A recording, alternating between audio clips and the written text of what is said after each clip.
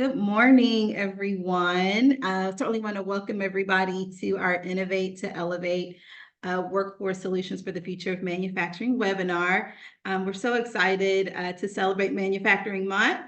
Have you all been kind of doing little things in your agencies to celebrate Manufacturing Month? Head nods, yeah. So we are so excited to have our amazing presenters today. One of the things that we wanted to focus on as we've seen this amazing growth here in Greensboro is to explore those solutions that will drive the future of this industry. So what we've seen, I recently I was on a panel about a week ago that we've seen this amazing boom in manufacturing. And what we see here is that it presents some wonderful opportunities for growth, but we need to know how can we still be in the forefront on creating those career pathways, specifically in manufacturing in all of its diversity. So we wanted to make sure that we are connecting our partners here with those national experts. And certainly we're excited to have Jack and Jen to do this amazing presentation. I shared with Jack and Jen just a listing of the attendees, and we were just really amazed with just how diverse. We have all representations of our ecosystem represented. So we have a lot of our manufacturers on the line. We have our educators, some government officials, staffing agencies, community partners, our local workforce board, all of those entities looking to create that future-ready workforce. And so we just know that by collaborating, we're not just solving today's challenges, but we are certainly elevating those opportunities for our future workforce. With that, we do want to present our two esteemed presenters. I'll start with Jack Trabowski, the Senior Manager of Workforce Innovation at the Manufacturing Institute. So prior to joining the Institute, Jack worked at the National Association of Manufacturers, where he spent his time researching a total addressable market to identify opportunities for new prospective members. He also conducted network analysis and deep dive research on relevant policies, regulations, and economic conditions relevant to NOM's membership. He is originally from Michigan, and he attended Michigan State University and currently lives in Washington, D.C. Jack has a certificate in economic measurement from the National Association of Business Economics and volunteers with the First Tee of Greater Washington.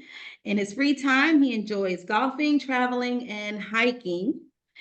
Jennifer White is the Director of Student Engagement at the Manufacturing Institute, working with manufacturers, schools, and community organizations nationwide to improve the perception of modern manufacturing and increase awareness of the many career pathways available to youth, K through 12. Jen leads and manages the National Manufacturing Day event that I know a lot of you all celebrated, activities and STEM education efforts at the Manufacturing Institute. She was previously the Senior Program Manager for the Manufacturing Institute's Heroes Make America initiative, where she managed the Fort Campbell Mechatronics training program, co-developed and coordinated the Heroes Connect military to manufacturing platform, and worked directly with manufacturers, workforce, and industrial boards to increase recruitment, hiring, and retention of military connected talent prior to joining the Institute.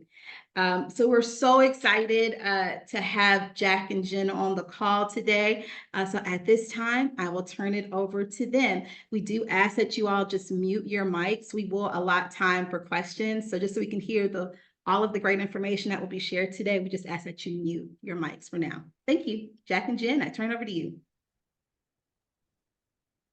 Well, thank you, Melissa. I was just thinking how much better it would have been if my name was Jill and we could have been Jack and Jill. Right. Well, thanks so much for having us today. I'll kick us off here real quick. As Melissa mentioned, I'm Jen White. So as we get going here, we're going to talk about a lot of different things, but I do lead student engagement. So focus is primarily K-12.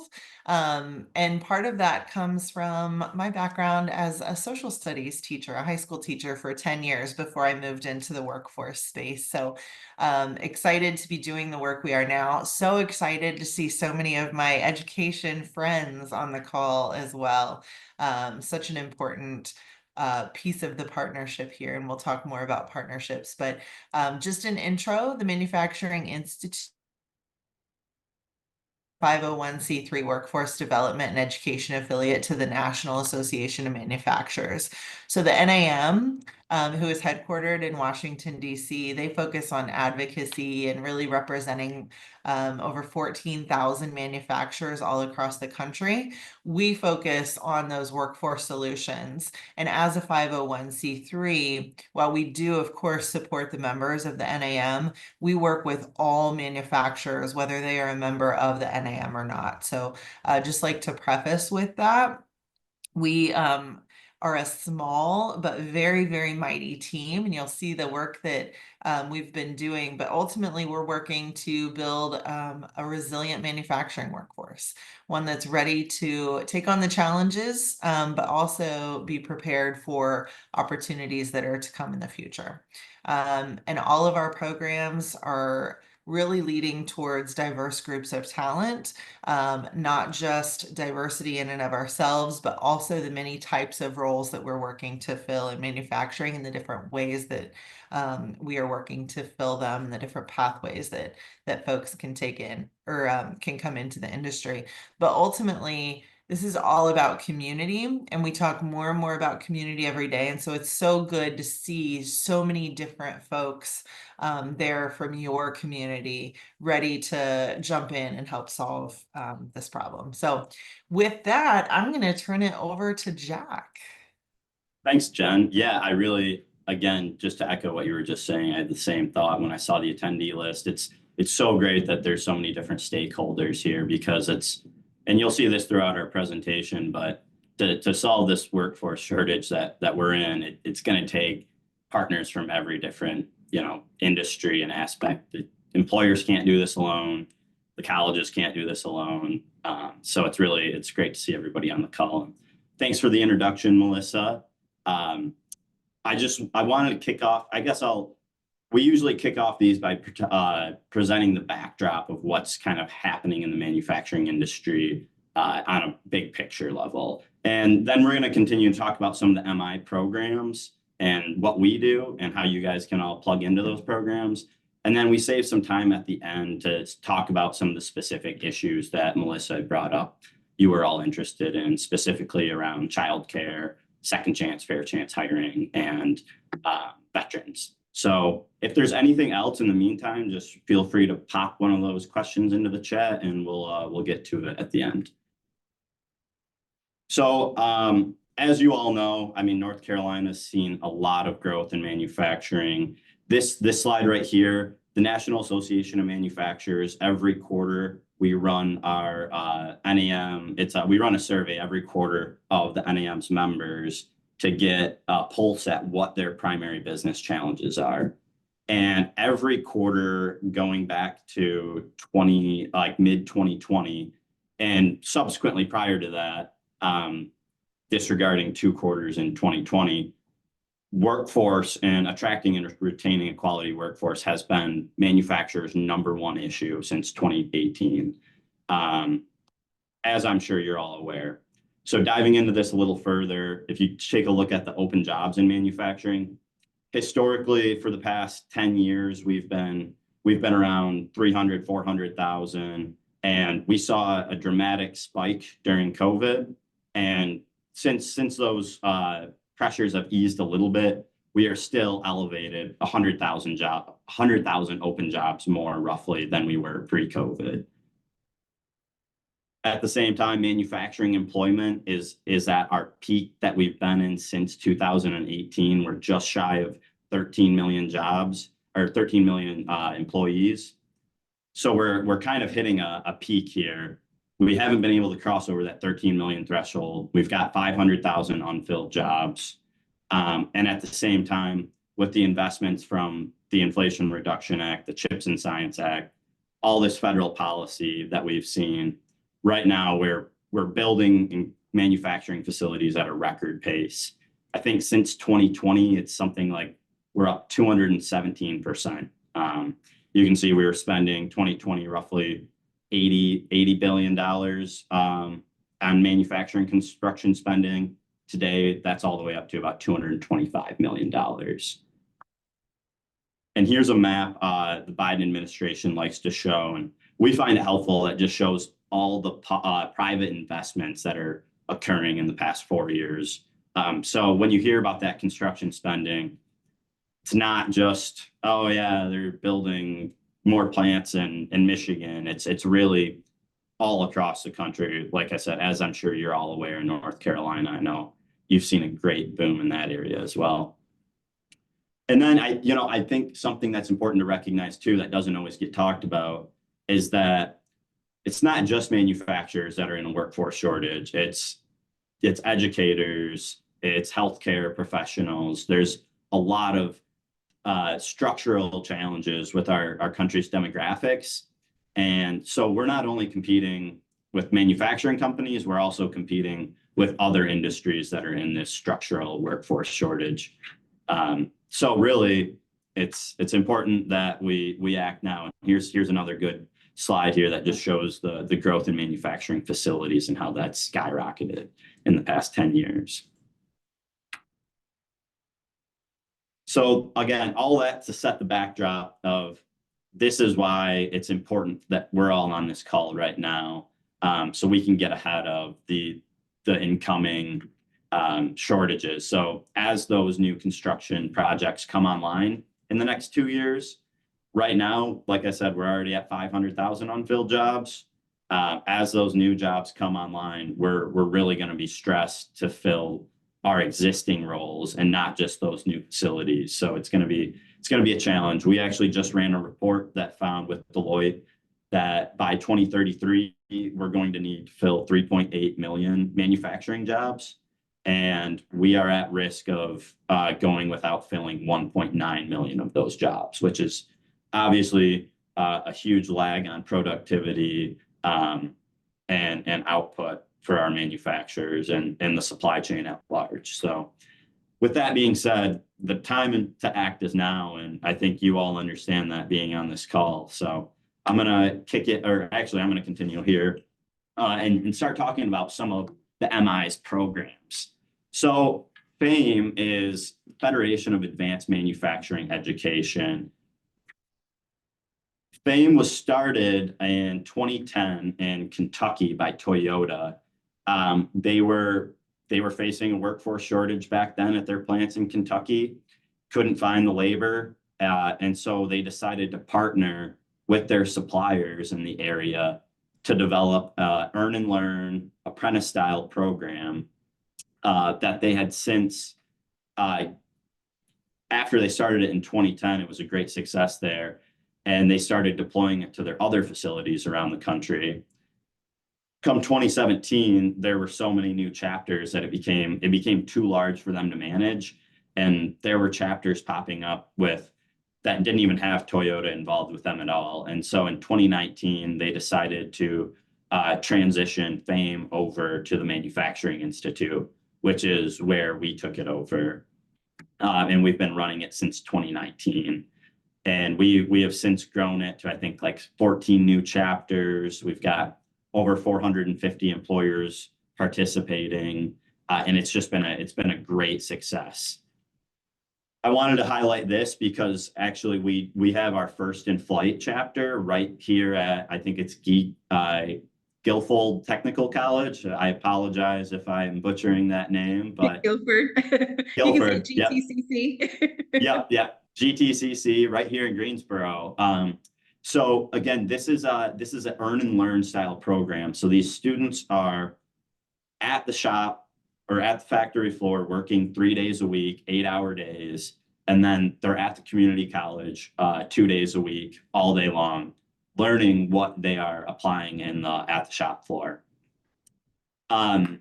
So the structure of FAME is really back to what we were saying earlier about how it's so important having all of these different partners at the table. So FAME is run, there's one centralized hub, and usually that's someone like the Greensboro Chamber of Commerce or a local economic development corporation. And what they do is they gather all the employers. So if there are, 10 aviation companies in the Greensboro area, and they all have similar, they all have similar needs. We need maintenance technicians. We need people to fix the automated equipment when it goes down, the PLCs, CNCs, robots. When those machines go down, those employers need people to fix them. And the hub, what they do is they aggregate all those employers and say, okay, we've got 10 companies that all have a similar workforce need here with these maintenance technicians. If we can get them to come together and sponsor these students, the hub will then partner with the community colleges and go to GTCC in this case and say, hey, we've got 10 employers that are looking to set up an apprenticeship program in your region, and having that number of employers will actually be able to sustain the program.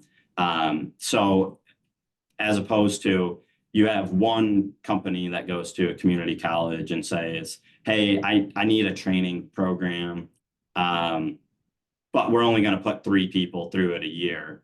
It really isn't sustainable for the community college to run that program. So by aggregating those employer needs, FAME and the hub are able to run these recurring programs every semester that fills classrooms that are able to support the community colleges. And also, I want to mention here that the community organizations, such as, like I said, the workforce boards, the high schools referring students into the program, the organizations that provide wraparound services like transportation are all crucial to the structure of FAME.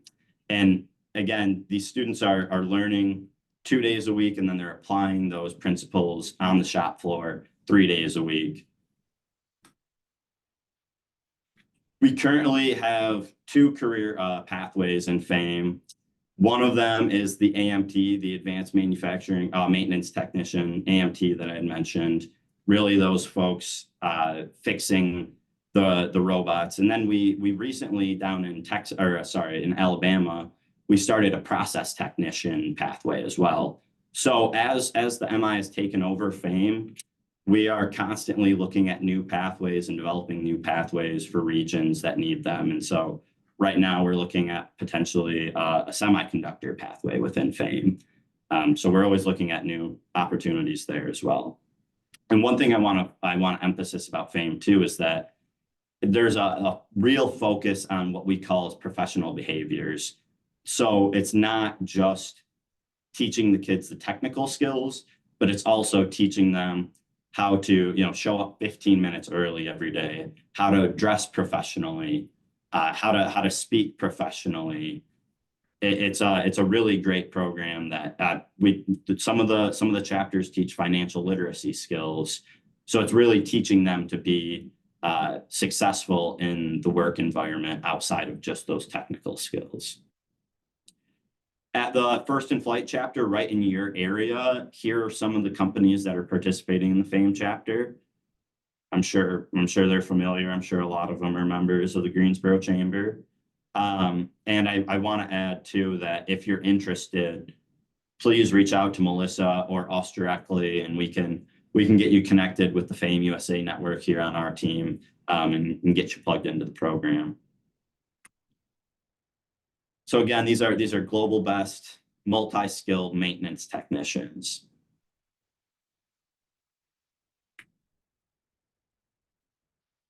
And we've got a great graphic right here that shows you those professional behaviors that I was talking about, the professional dress, the hands in front of themselves, posture.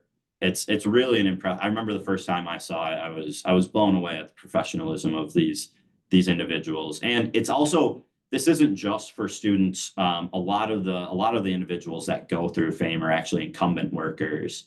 So you'll notice in this picture, some of them are older as well. You have some kids coming right out of high school, and you've got some that have been working in industry for 10 years and are looking to take the next step in their career path. I wanted to highlight this as well. So every year we have a national conference. FAME has a national conference. Next year, it's actually going to be in Charlotte. So be on the lookout for that. And I wanted to highlight that the First in Flight, the North Carolina chapter right there in Greensboro, actually won the competition that we hold every year. We have a competition where all the chapters, the students have projects every semester that they have to essentially, it's a project that they're working on at the plant that also applies to what they're learning that semester. And all the chapters compete and we select who had the best presentation. And the First in Flight chapter actually won it this year out of all 45 chapters that we have. And so I wanted to highlight that for you all. And I also wanted to highlight that this individual, the woman on the left here, is actually a veteran as well from the Greensboro area that has since gone into our program and is now working in manufacturing in the Greensboro area. And so just a great success story there. And I'll also add that these projects that these students do every semester, it's not just a school project. The emphasis is on doing something that's going to improve a process on the shop floor. So some of these projects that some of these semester projects that we've seen have actually gone on to do things like save a company $100,000. We've seen last year, which was just really cool for that student to say, hey, this class project that I worked on saved our company $100,000. It was the student was very proud, and we were obviously too. So I don't want to spend too much time on fame here, but if you're interested, like I said, please reach out. It's right in your backyard, and we'd love to get you connected to the program. So now I'm actually going to turn it back over to Jen for a moment to talk about our Heroes Make America program. Thank you, Jack. So our Heroes Make America program is one that's very near and dear to my heart. It is how I started at the Manufacturing Institute, and I happen to be an active duty military spouse myself. So when we talk about ways that we can start to fill this gap, there is, I would argue, no better group of people to turn to than those that are in the military community, whether that is transitioning service members, veterans, those who are serving in the Guard or Reserve, and those who are military spouses who are facing a 22% unemployment or underemployment rate themselves. So we work in a variety of ways with the military community to help them see how their skills and experience can actually very easily translate into careers in manufacturing. So I'm going to pop, if you haven't noticed yet, I am kind of, oops, that one went direct, popping a few links in the chat for you today as well. So the military or the Heroes Make America program started as what we call a Department of Defense skill bridge. What that means is the Department of Defense has put into place a way for those who are transitioning out of active duty military service in their last 6 months, they can participate in a skill bridge program that helps set them up and introduce them to post-service careers.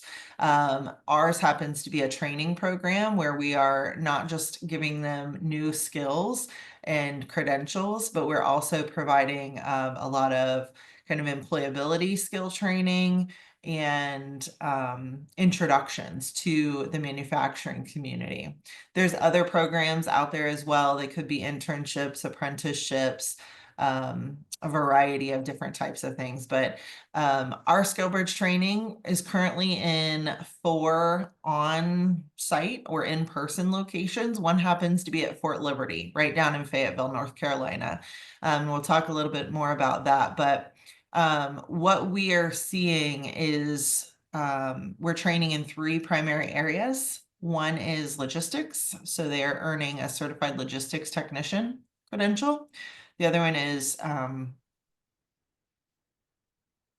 production. So they can earn a certified production technician credential. And then mechatronics is the other area. Again, we've got in-person trainings, but we've also evolved to now host virtual trainings. So these service members can essentially, or veterans and military spouses, are now not limited to the installation or the location that they happen to be at. They can participate in these trainings from anywhere in the world, essentially. And so they're getting a variety of things through that. But then one of the other great things we do to introduce them to manufacturing is take them out on plant tours. And so this is somewhere I would encourage you all. While I know Fort Liberty is, I think, about an hour and a half, hour and 40 minutes away from you all. Our program manager down there, Lauren, who we would love to introduce you to, could potentially organize some tours to maybe bring her students up for like a community tour in Greensboro, where they go through several different facilities. So they're getting to see firsthand what manufacturing is, and they can immediately also see how well they could fit into, whether that's in that environment, whether that's just the skills and what they already know they're capable of doing as well. And then we also provide them with placement support. So we are helping to get these folks employed across the country, regardless of where they're going to be relocating to, or again, where they currently are. You can go ahead and go to the next slide, Jack. So as I mentioned, Fort Liberty is doing a logistics training down there. This just kind of shows those in-person trainings and what they're doing at each of those places. Again, this is open to transitioning service members in their last 6 months of active duty service, Guard, reservists, previously separated veterans, active duty military spouses. And the results that we are seeing from this and the growth that we're seeing from this have been pretty astounding, really. Next slide.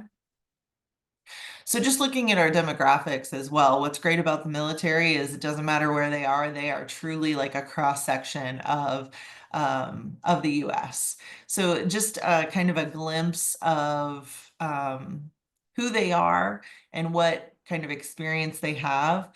Couple things that I want to note, where it says represents 220 different MOCs.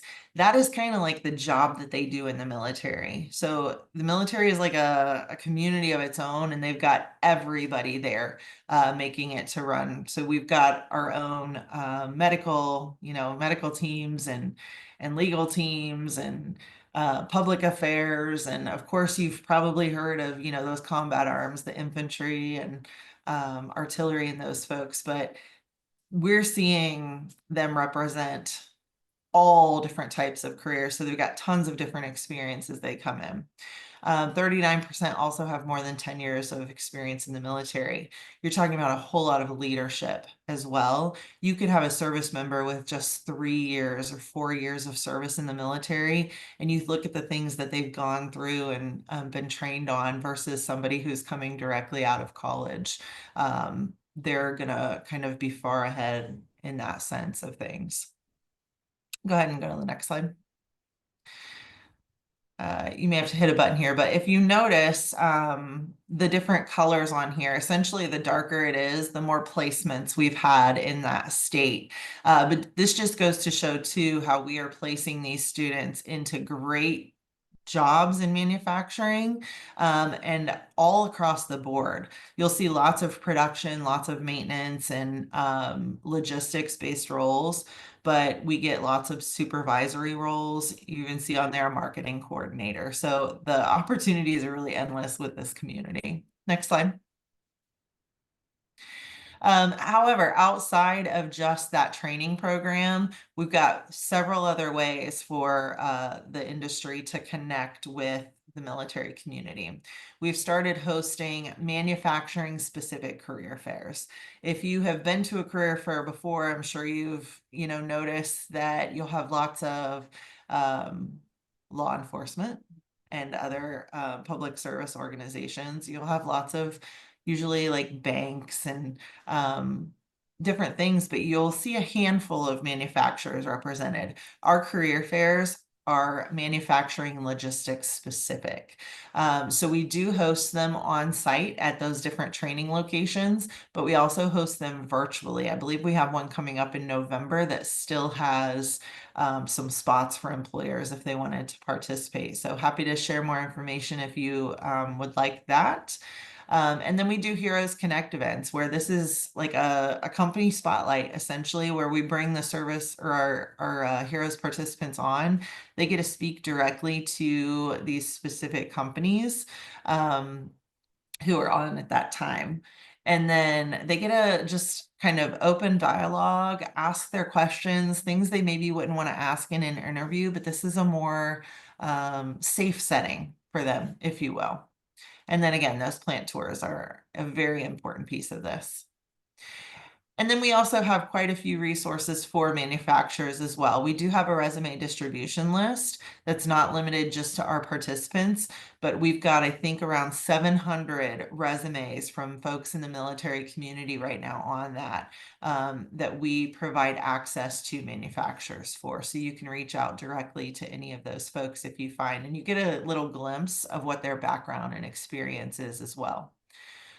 We are working on a project with Walmart, in partnership with Walmart, the manufacturing readiness badges that we're creating that kind of crosswalk military skills. The military is great at documenting the skills and the training that all of their service members have. So this crosswalks how those things align directly with manufacturing. So more to come on that one. Lots of case studies, the hot jobs list. And again, we're working to make sure that our military community is getting placed into manufacturing. So if they need help, we're out there trying to do it, and we want to connect you with them as well.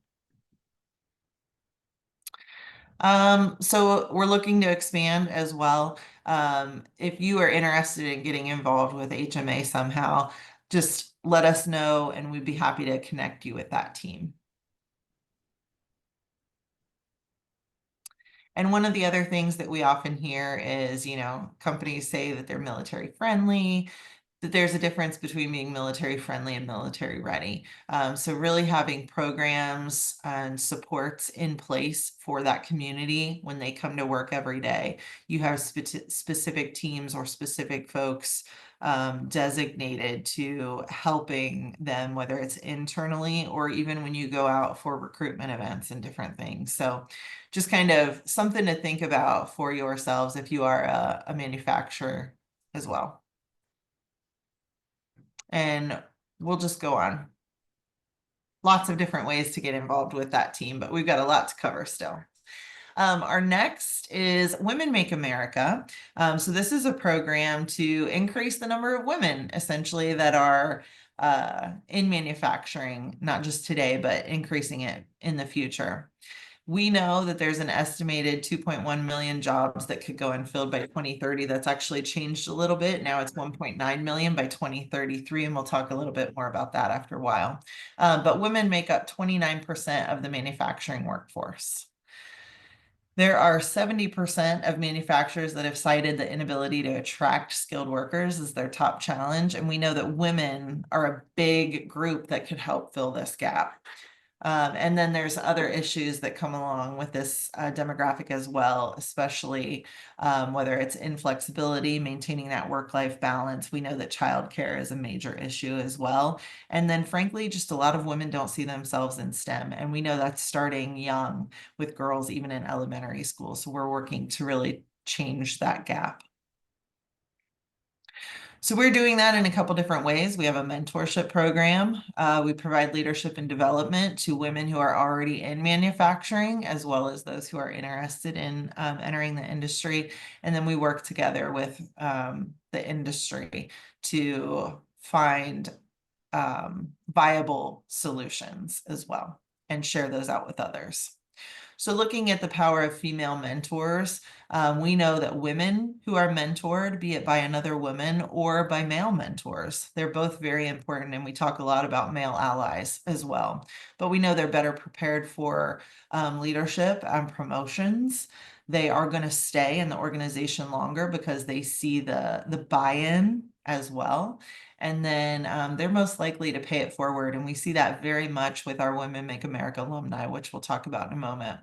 We also know that they have those who are serving as mentors, women who are serving as mentors to others have higher job satisfaction and fulfillment. They notice a reduced anxiety and better mental health, and they're committed to their company as well. And it's really, women love to give back as well. I think many of us have kind of that caretaking, that nurturing side to us also, and mentoring is a great way to move that forward. I'm going to go ahead and go past this slide here, but one of the ways that we started this women program, it used to be called STEP, for science, technology, engineering, and production. We've since evolved and have rebranded as the Women Make America program, but we started with our awards ceremony. So each year, and our nominations actually just closed on, actually it might have been just last Thursday. But each year we select 130 women who are already working in industry. They are nominated by folks within their company. And these are women who are demonstrating leadership. They're helping pull other women up, and kind of, I call them trailblazers, essentially, for those to come after them. 100 of those women, we call them honorees. They could be at any point in their manufacturing career. The other 30 are called emerging leaders, and it's kind of that 30 under 30 concept. So these are women who are earlier in their career, but already demonstrating that they are making a significant impact. And so we bring those women to Washington, D.C., typically in April, and they get to go through some leadership development, like a conference type setting for them. And then we, on usually a Thursday evening, it culminates with this big gala. So the women get to bring their families. We'll see lots of folks from the company come and support them usually as well. And they just get to have a night celebrating them and all the contributions they've made to our industry, but also how they're going to pay it forward for the future workforce as well. And so there's ways to get involved with Women Make as well. Of course, share your stories. You can start a mentorship program, or just join the one that we have that's kind of open to the greater industry. We can work with you in a lot of different ways to support mentorship. We're even piloting a mentorship program right now for girls 13 through 18 to be mentored by women who are already in industry. That's something else I want to note about our mentorship program is it is right now 100% female to female. Advocating for inclusive policies, and then you can nominate women. Our nominations will open, I believe, in August of next year. Giving it back to you, Jack. All right, thanks, Jen. Now I'm going to present on the team that Jen and I are actually a part of, which is the Workforce Innovation team. So actually, to talk about our history, we started as the Workforce Solutions team, and we had a focus on second chance hiring, workforce and education policy, industry recognized credentials, NIMS, SACA, those kinds of things, and then skills-based hiring.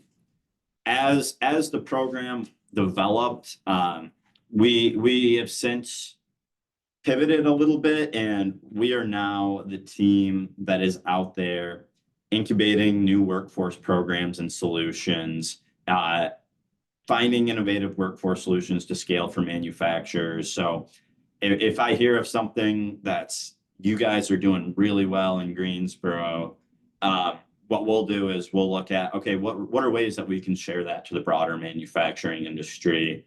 Or what programs and initiatives should we at the Manufacturing Institute be looking at developing to solve this new workforce challenge in our industry? So it's really exciting. We get to work on a lot of new ideas, a lot of creativity, and it's a challenge, but it's a lot of fun. And we like to see ourselves as the front door of the MI. As you heard just a minute ago, a lot of our programs have very specific initiatives, right? Whether it's an apprenticeship program, whether it's veterans hiring or women, and then there's our team, and we kind of are the, our executive director, president doesn't like us saying this, but we're like the catch-all team. So if you're like company and this, I have a workforce issue and I'm not really sure what to do about it, you're probably going to be talking to our team about, where you can plug into our existing programs, where you can look at building out your own programs and some of those broader programs. So part of that, what the work that we're doing today is we're working on a couple federal grants, the Good Jobs Challenge, which we're working on out in Fresno, California, and statewide in Ohio, really building out a holistic manufacturing training program for those communities. Really, a lot of what we do is emphasized on the industry sector partnership model and getting back to fame and what I was saying earlier and Jen was saying earlier about having all those stakeholders at the table to be able, if you can get 10 employers together with similar workforce issues that are willing to work together, you can start developing all sorts of different pathways and training programs. And then Jen, well, I guess I'll end it by saying, we also provide some enterprise-wide solutions. We've consulted with companies on, second chance hiring, how they can scale it across different facilities across the country, and other initiatives like that. And we also manage our workforce and education policy. So recently this year, usually that doesn't mean a lot, but this year there was actually a lot going on in Congress with workforce and education policy. We had the Workforce Innovation and Opportunity Act reauthorization, short-term Pell funding, which is a whole nother issue. And we have resources on our website if you're interested in policies, some previous webinars that you can check out, or you can reach out to us. And then we also have student engagement, which is really Jen's wheelhouse. So I'm going to turn it back over to her for a moment to talk about student engagement. Thank you. Especially with all of our education folks on. Jack, if you'll go ahead and go to the next slide. Student engagement is something that has been, I would say, a significant challenge in the past and still today, because most manufacturers are really investing, like, we need to hire people now, right? And students may not be ready or able to enter the workforce for years. And, I advocate that we need to start even as low as kindergarten if we're really going to start not just changing perceptions, but building awareness. And again, it's a hard ROI because you can't really measure it real easily. So just kind of looking, this is something I like to use for numbers, is we know that there's a perception gap. We know that there's a lot of folks who don't know what manufacturing really truly is today, how high tech, how clean, how sustainable, all of those things that are important, especially to this younger generation. And so I think we're seeing improved numbers, especially after our Creators Wanted campaign that we launched back in supposed to be 2020, and then the world went on pause. So we've seen improved perceptions among parents and educators, but we still have a whole lot of work to do. And I used to be one of those educators that I just had no idea what the opportunities really are in industry. And I'm grateful that I do today, and I can share that with my fellow educators as well. But we're still not seeing enough folks who are ready to suggest manufacturing as an industry of choice to children. On the other side, too, we have a major exposure gap. What that means is students, we often provide interest inventories and things to help them kind of figure out what their next steps are going to be as they leave high school.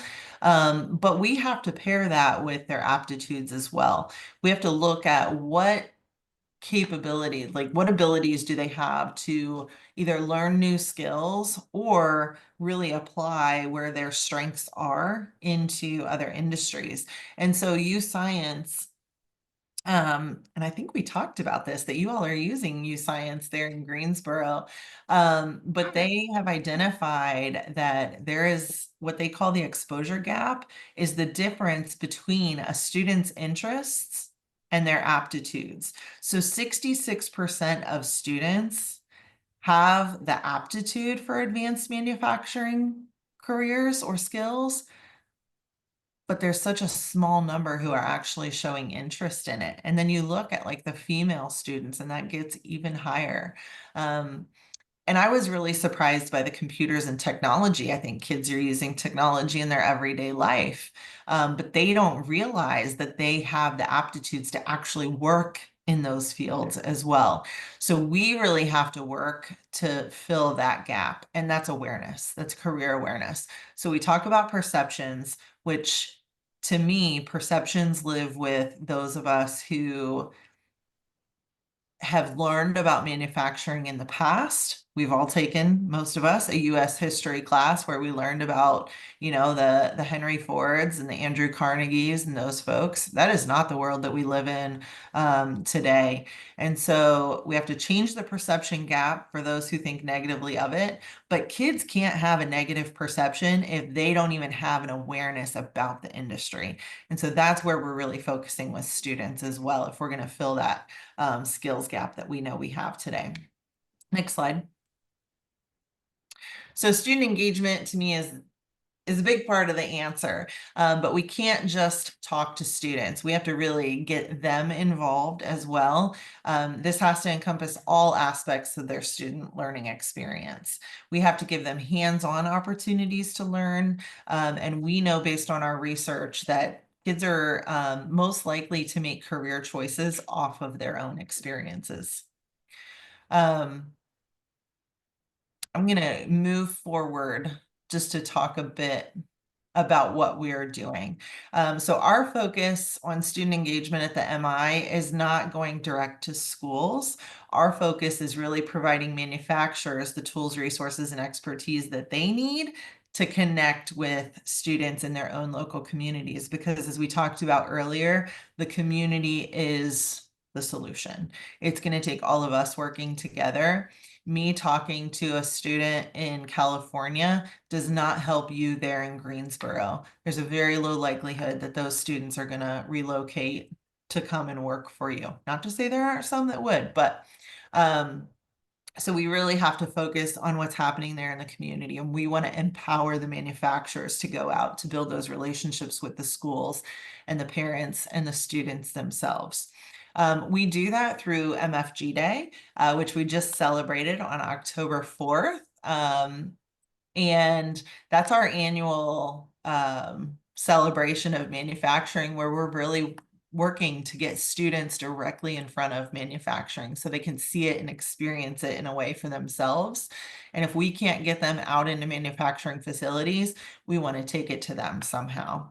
So lots of great things have already happened. However, it is Manufacturing Month, and I say any day that we are opening the eyes of students to what the possibilities are in our industry, that's Manufacturing Day.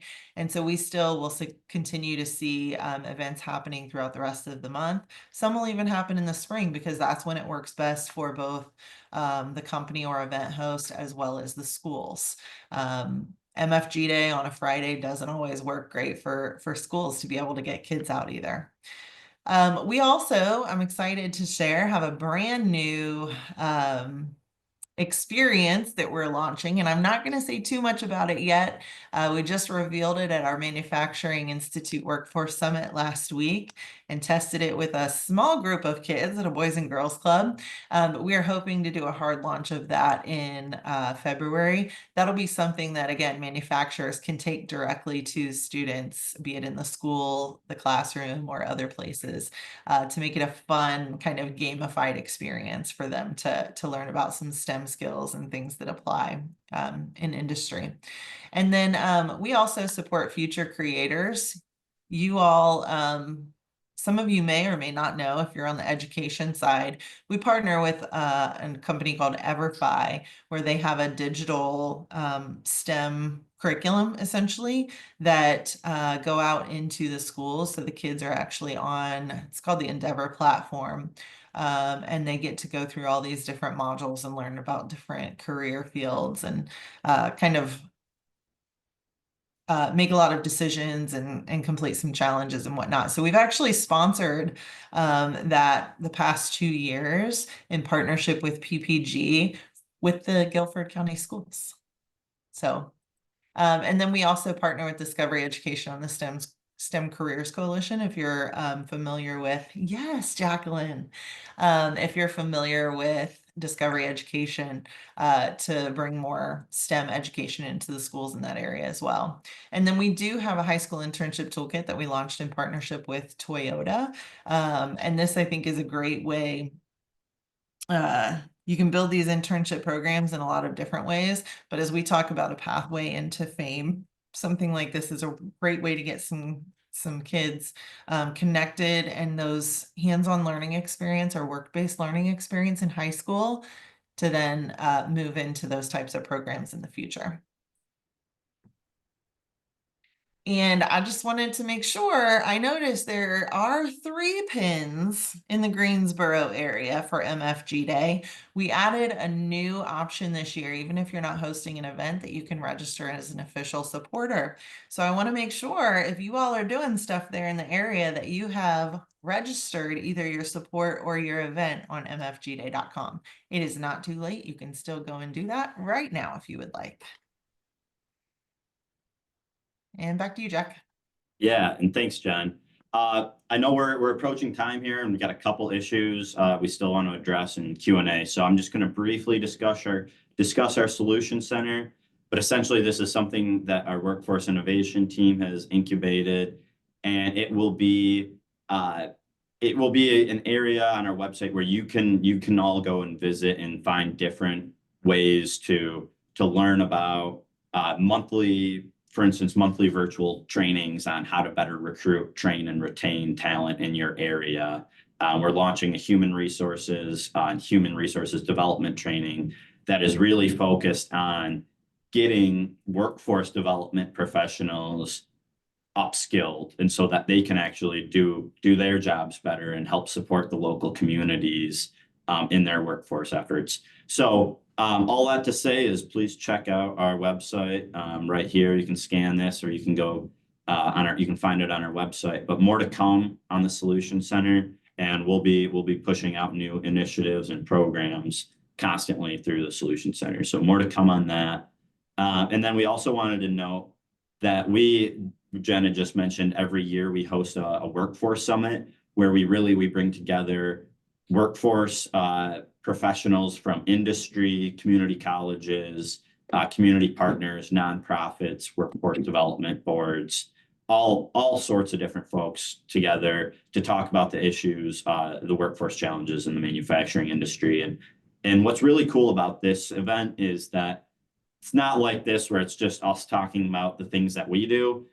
We actually put on stage a lot of different companies that have done interesting programs themselves to talk about, and so you can really learn from your peers on how to do this work too. And it's going to be hosted in Charlotte next year, so about a year from now. We hope to see you all there. And again, you can find more information on our website about this, and or reach out to Jen and I, and hopefully you'll see more information about it. But with that being said, I did want to address just a couple things before we jump to Q&A. One, when we were talking about the FAME program, North Carolina has actually great incentives for employers to participate in. That chapter is actually a registered apprenticeship program.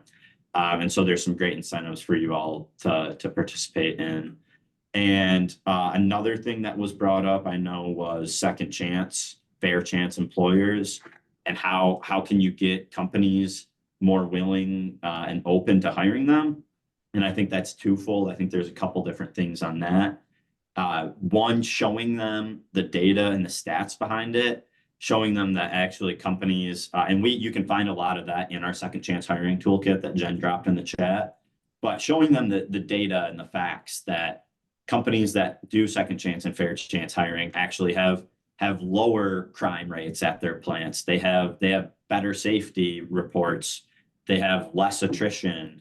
It's really fantastic, some fantastic stats out there. But really, I would say even more powerful is connecting those employers to other employers that have already done it, and showing them that it's possible to do this work. And we have companies that we've worked with down in Texas that half their plant is second chance or fair chance individuals. And we've got resources on our website that you can utilize, webinars. But really, yeah, it's showing them examples of how it's worked in the past, and then getting the right community partners in place to actually do something locally. Another thing that was brought up to us was childcare. Melissa had mentioned that you guys have some aviation companies in your region looking at trying to solve a childcare and build a childcare facility. That's a really big challenge. I mean, frankly, the government can't even get it right. So I think what we've seen in the past and in other places, getting multiple different companies together to actually pay for it, partnering with the banks in your region. I think another interesting thing that I've seen is a company looked at building their own childcare facility, determined that it just wasn't feasible. There wasn't any other employers that were interested. And so they decided to just give all their employees a $400 stipend every month to pay for childcare. And so there's a lot. And then also on that, I would add is flexibility, allowing your employees to either, change shifts, go from first shift to second shift, or swap shifts and have more flexibility in the actual hours they work. Just at our workforce summit this past week, Jen and I heard from a lot of companies who would actually don't require their hourly staff to even clock in. They said, we're going to treat them like they're our salary staff, and we're going to trust them to get their work done. And so there's a lot of things in the flexibility space that you can do as well.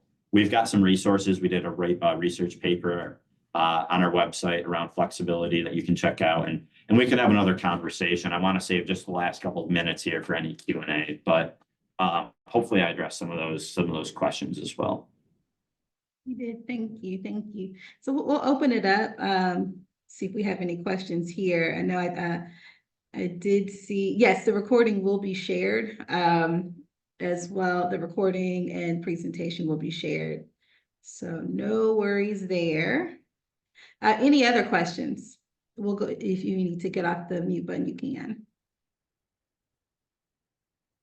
And I just want to say first, again, thank you for having us today. But, we acknowledge we don't have all of the solutions. We are constantly working. There's so much good work happening in industry across the country. That is a big part of what we do, is finding those solutions and helping to make them user friendly for other communities, I guess, across the country. So if there's something that you're really looking for that we haven't talked about today, we're happy to engage further to help find them for you. Yep, exactly. And also to that point, Jen, I think broadly speaking, talking just about workforce, really, there's our programs, and actually your region has some potential to tap into our programs, which is great. But really, it's your workforce challenges are going to be solved at the local level. It's going to be setting up those industry sector partnerships that I talked about with a cohort of your, frankly, you're going to have to work with your competitors on developing these training programs. But if you do that, then you're not going to keep poaching the same talent from each other for $1 an hour raise. So we've seen that industry sector partnership model work great. It's really the only model that works, and we're happy to help you, set that up. I know the Greensboro Chamber's done a great job of already doing that in a lot of these places, but really, unfortunately, it's going to be incumbent upon you all to work together and solve this yourself. That's the overarching message, I'd say. Thank you. Very, very important. And with the veterans piece, I did like the idea of connecting with the Heroes Make. So I'll probably be following up with you about connecting with some of those students. A lot of our employers here are veteran friendly, and they are trying to find ways to get better connected. I know Holly had popped in the chat that they are already, we have this very thriving pre-apprenticeship program, actively engaged with FAME. We actually had the lead from GTCC, Laurie Bargeberg, that was on the line as well, listening in. But I think, you know, for us, it's always good. We want to share. We couldn't share everything, but I think you all did an amazing job of kind of providing just a taste of everything that you all offer in that amount of time. So we certainly appreciate all of you for that. We also, yes, Missy, we also have an amazing youth apprenticeship program, the GAP program, which has certainly received a lot of national recognition as well, that focuses on a key number of manufacturers in the area. So anything that we can do to expand our reach in that space and be prepared. I know those numbers are quite alarming that you shared with us earlier. We want to know.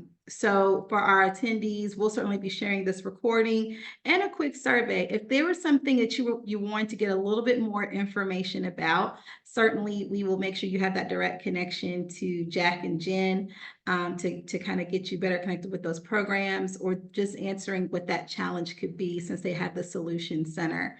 Any other comments or questions? Did everyone enjoy this? Can I thumbs up, heart? Melissa, can I add one more thing? I'm Yeah, just go ahead. looking at, you know, again, the folks that we have on the line. One of the things for student engagement that I get so often is, be it industry or schools, they don't know how to connect with the other. And right Yes. here, you have them together. And I think that's so powerful. So use this organization to help be that connector for you, and Yes, definitely. doing the great things you're doing. But please let us know how we can support. Definitely. We certainly love doing this. We want to do everything that we can to support our ecosystem here in the area. We have a strong team, a strong foundation. We cannot deny that. So we certainly are appreciative of that. And certainly with having this ongoing partnership with you all at the MI. Any other questions or anything from anybody else? Okay. Well, thank you so much, Jack and Jen. You all were outstanding, as we already knew. Thank you so much to all of our attendees. Be on the lookout for that recording and follow-ups, and looking forward to more ongoing conversations, but continuing this great work that we have to support our education and workforce partners here. Thank you all so much again. Have a good day. Thanks for having us. Bye-bye. Thank you.